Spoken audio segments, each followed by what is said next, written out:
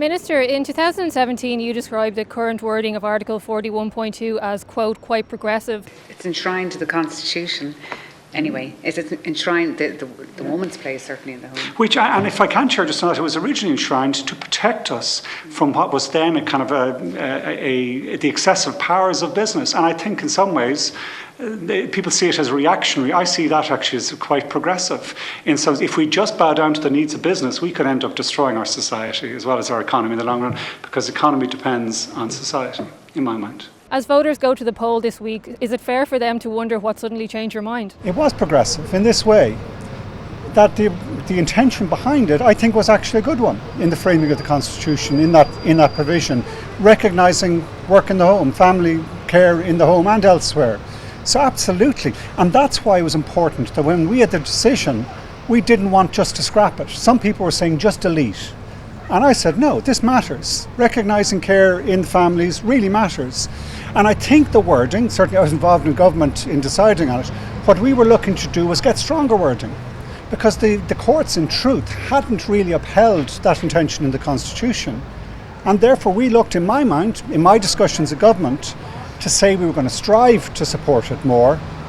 That was with the intention, actually, as I said in that original provision. But no, I think no campaigners are saying that, it's deleting the word the word mother from the Constitution. How, from their perspective, would that make it stronger?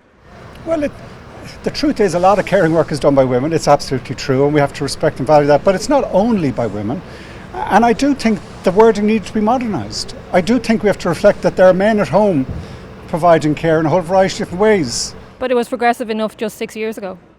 No, but I think it's more progressive now. When it's not on the basis, when it's not including men, why would we not want to modernise that and reflect the reality that men need to and do caring too? They do, but the reality is that I think over 90% of care in the home is done by women in Ireland today. That's true, and that's why we need to still respect that and value it and support it, and not just in raising children. Also, my own personal passion in this is on the area of disability.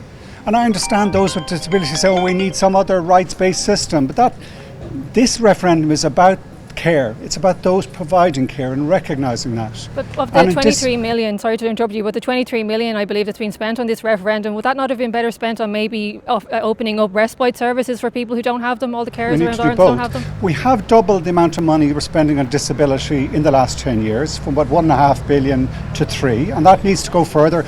I would love to see more respite services, I can tell you. But this referendum isn't to set out the budget. It isn't to decide every policy issue. It is to set out our values, and our value in support of care, I think, is critically important at this time. And that money is well spent because our Constitution is the cornerstone of our republic. It sets out our rights and what we value. So I think it's absolutely important, and now it's important that we get out and vote.